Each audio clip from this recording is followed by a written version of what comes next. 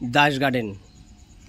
বন্ধুরা দেখুন, এই গাছটিকে আমি বনসাই করার জন্য আগেও এর ভিডিও আমি আপনাদেরকে তুলে ধরেছিলাম যে এইভাবে করে বেঁধে গাছটিকে আমি কাটিং করে কত সুন্দরভাবে করছিলাম। তো একে আরও কিন্তু সুন্দর হয়ে উঠেছে। দেখুন কত সুন্দর সুন্দর ডগা বেরিয়ে এসছে। পুরো গাছটা কিন্তু আস্তে আস্তে ঝাঁকড়া হয়ে যাবে। আর এই যে দেখতে পাচ্ছেন এই যে ব্যান্ড, এই ধরনের ব্যান্ডই কিন্তু থেকে যাবে। তার খুলে ফেলে দিলেও তারগুলো যখন খুলে দেব তখন কিন্তু এই ধরনের ব্যান্ডই থেকে যাবে। তো গাছটিকে দেখতে কত সুন্দর লাগছে একটু দেখুন।